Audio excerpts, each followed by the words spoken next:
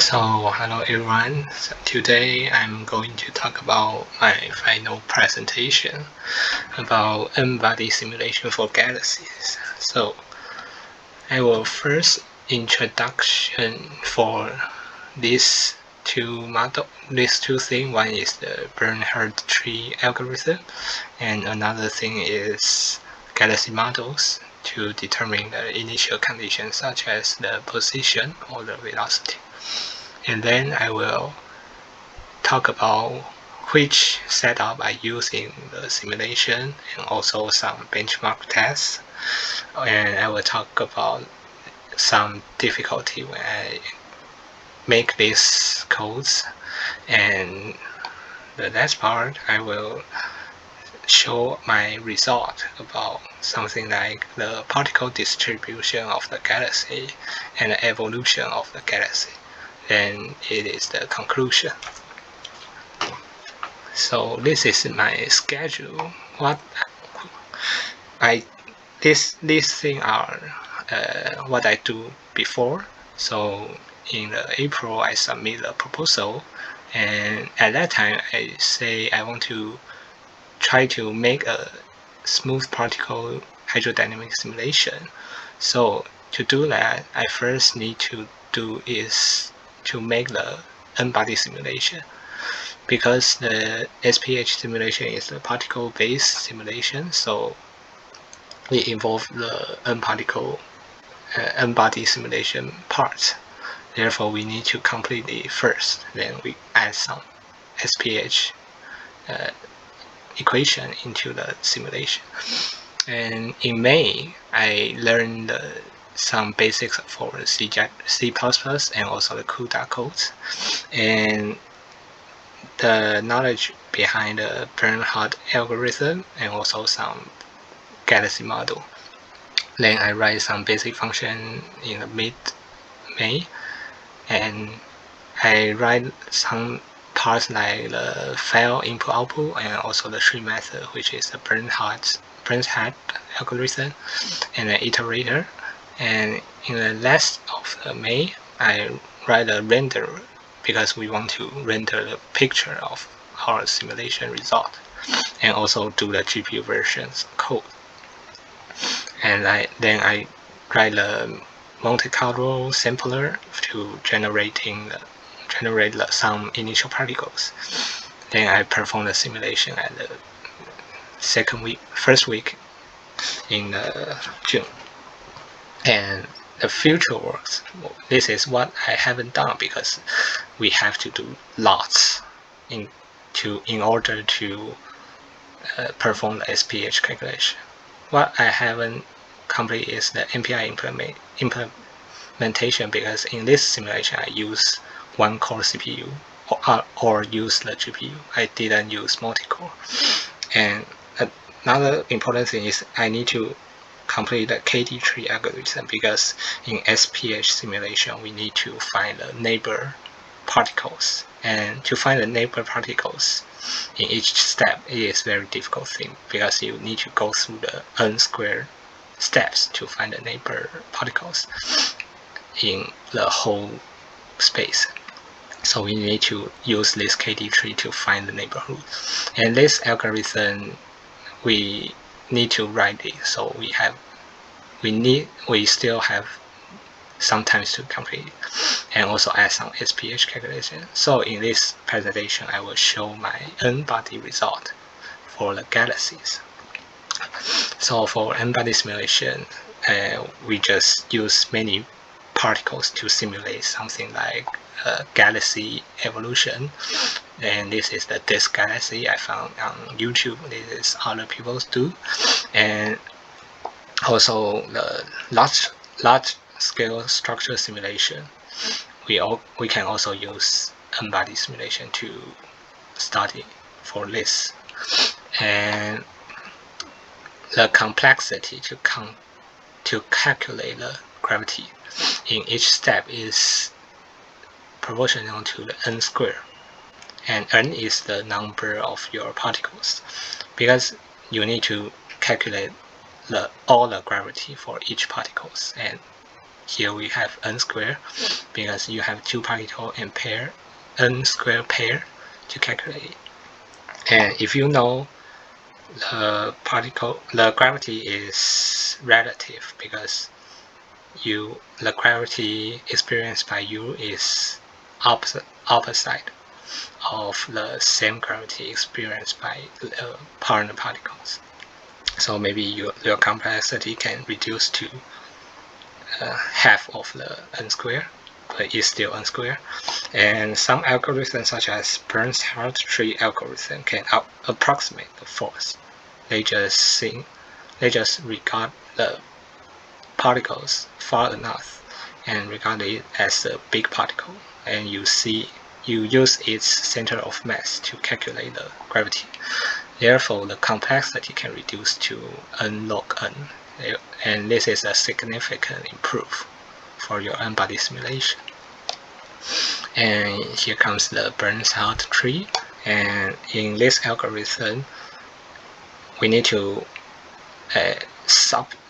split the whole space into 8 different zones, because we are in 3D, and in 2D you just split it in 4 different zones. Then you just check each cell, and if the number of particles in this cell is larger than 1, which means this cell contains more than 1 particles, then you just continue to split your cell by a half. So you split it into 8 different subcells, and then recursively check your subcells. Then you just build your Bernstein tree by make sure that each cells, no matter its size, each cells only contain 1 particles or 0 particles. Then if you calculate the force, for example, I want to calculate the force for this particle, then I just check every cells if the cells satisfy this condition, like the cell size versus the distance to that cell center of mass is smaller than a given parameter theta, then we just treat that cells as a big particle cell. Which means if this cell is far enough to here, then you just treat this big cell into one big particle, and you use its center of mass and the total mass of this cell to calculate the gravity. So you can just reduce the calculation work when you calculate the gravity. And usually we use theta equals to 0.5. And this is some picture about this algorithm. Then the first thing, you need to build the tree by splitting the space into 8 different subcells, and make sure each cell only contains 1 or 0 particles. And then you just calculate the gravity force, such that you will have a big cells, the biggest cells. I call it root node. So this is a root node. Then you just check the root node, and this is the center of mass of this root node. Then this is the particle you want to calculate the gravity force for it. And in here, the size of the cells versus the distance to its center of mass is larger than theta, then you just check its subcell. It has 4 subcells like this one, then you just recursively check until the ratio is larger than theta, then you just treat it as a big particles. Or the cell or your subcell only contain 1 particle, then you just calculate force between those 2. And in each step you need to delete the whole tree, then rebuild your tree, because the particle will move, so the structure of the tree will change. And this is the Galaxy model, and it is proposed by Hernquist. So it gives you the 3 different density profile. The one is for disk, and another is for bulge. And the last thing is halo, dark matter halo. And with these three, you can put your particle into a space according to these three density distribution. And in here you can see this is the circular velocity for different part, for the disk part, halo part, and bulge part. And in total, you will get this black curve. So you can see the velocity is like the flat rotation curve. So this is circular velocity. Then you can generate a galaxy with the flat rotation curve, which is the similar thing we see in the real galaxy. And how to build this galaxy? And we'll need to determine some parameter. I use the system of parameter. I let the gravity constant equals to 1, and the disk total mass is equal to 1. And this is all the parameter for the Hernquist galaxy model. And the unit length is about 3.5 kiloparsec, and the unit mass is 5.6 times 10 to 10 solar mass. So if you do some calculation, your unit velocity is equal to about 200 km per second. Then in this simulation, I use 3,000 particles for disk, 1,000 for bulge, and 6,000 for dark matter halo. And how to put your particle, because your particle is finite, you have finite size particle, but your density is continuum, so you need to put your particle into the space according to those density profile. This is not a very easy thing. Then I just use the Monte Carlo sampling. Then you have the random. First thing you need to generate the random position within a given space. You give it the maximum radius. So in your code, you need to generate the random position. Then you calculate the density at those position because you have the formula of your density profile.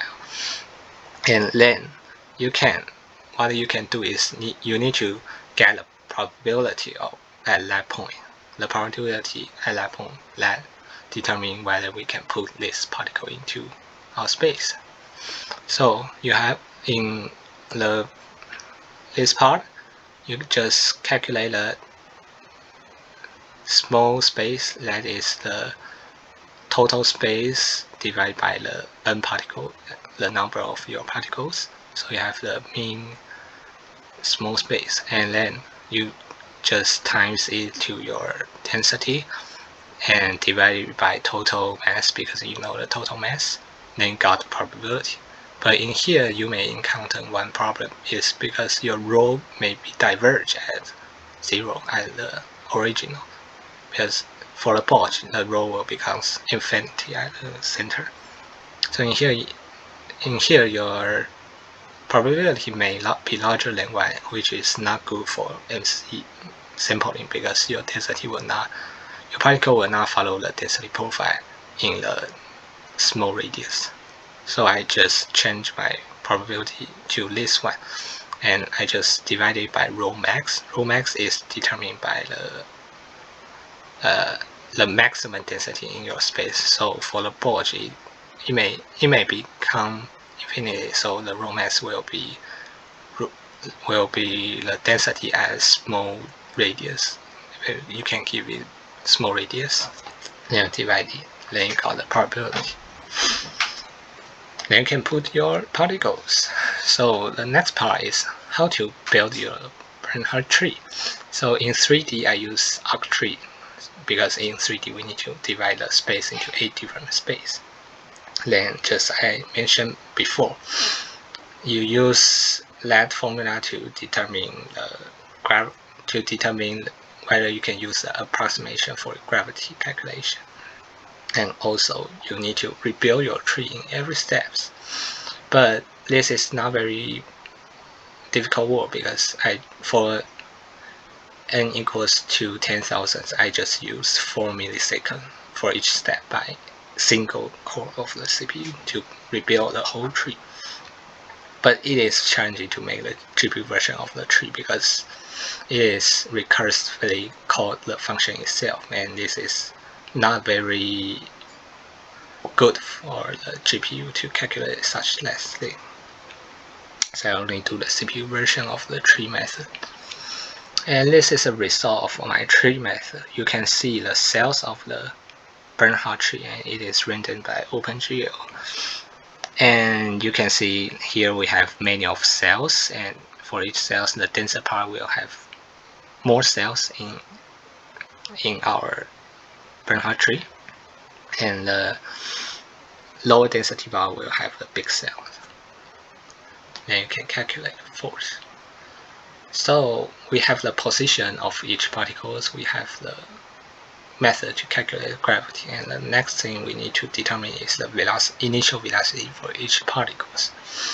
And I just use this simple method to determine the velocity. I just assume every particles are doing a circular motion around the center of the plane, mid-plane. And you use simple math, then you can calculate first you need to calculate the net gravity force for each particle. So here we have the gravity force. Then you can split it to two different directions. One is pointing to the center of the midplane. Then you just assume that every particle is at this point, then they do the circular motion. So the circular velocity is calculated by this formula. And every velocity is doing the circular motion along the z-axis. So the initial velocity, the z direction of the initial velocity will be 0. And the next thing is iteration. I just use leapfrog integration, which is a second order iteration, and it is probably used in n-body simulation, so I think this method is okay. And this is the code structure. The program of my code is called GSPH C++ because it is written by the C++ for the mainly computing part, and for the rendering part I use Python. I use Python to generate the initial condition and velocity. So you have the input file generated by Python scripts, then give it to the main function of the code. So this is written by C++.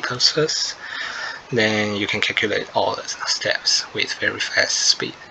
And I also use Python for rendering to plot some result. So here we have one benchmark, which is the tree method versus the direct gravity method. So you can see the blue method is the direct n-body method. The complexity is n squared. So you can see if you increase the n in every step, I need to use lots of time to calculate the force. And here is a log scale, so you can see more clearly. And the orange line is performed by a GPU, so you can see when a particle is larger than approximately 10,000, then GPU is more faster than the CPU. And with tree method, it is always faster than these two. But if you continue adding your number of your particle, the GPU method of the direct n-body will be faster than the tree method of the CPU. But remind that in here, the tree method and blue method is only use one core.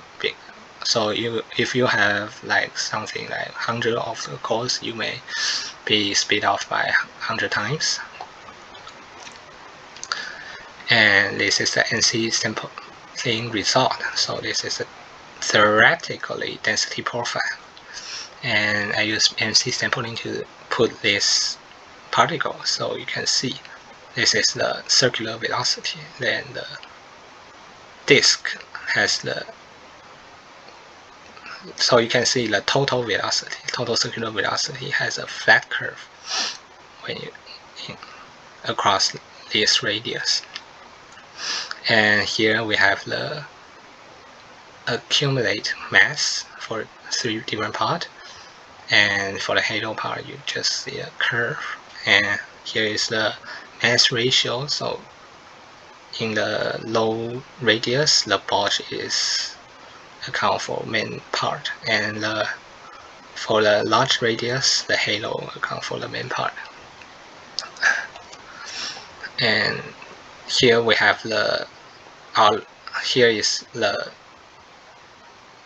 reference of this paper, so you can see other people's result. So you can see with our NC sampling, the result is very similar. So you can see, and here we have the evolution of our galaxy. So you can see in this simulation I use 300 time step, and with delta t is 0.25, and the whole simulation take about 5 minutes. And the blue particle is the disk, and the red particle is the bulge, purple is the halo. And in this simulation I found like our galaxy is not stable, it cannot maintain itself. Then I think the problem why the particle cannot maintain itself, the first thing is that we use simplified velocity structure. We just assume every particle is doing the circular motion, and this is not real. And if you want to use more precisely velocity structure based on some physics like Jeans equation, you may want to use Hörnquist paper's equation. However, to determine the velocity based on those equations is quite difficult, and maybe I need to write some sampler to sample it with something like given sigma and given mean velocity. Then you can select your velocity from the Gaussian function.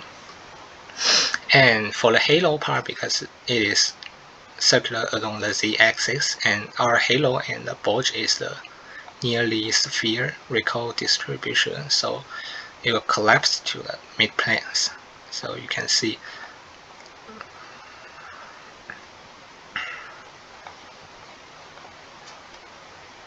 and the energy is nearly stable. And the conclusion is that the first thing is our code is well performed, the Bernhard's algorithm, and it brings lots of speed up for our code. And currently, you can utilize the NVIDIA GPUs to calculate the force with brute gravity method, and it will be more efficient if your number of particles is larger than 10,000. And with molecular sampling, you can see the particle is you can put the particle correctly based on those density function.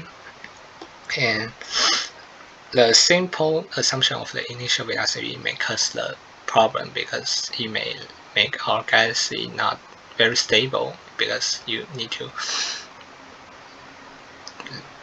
because it is the disk galaxy and your halo and your bulge part is nearly sphere, but you give it the circular velocity along the z-axis. So in the z-axis, direction of the z-axis, the velocity is 0, then it will collapse to the midplane, so it will be not very stable.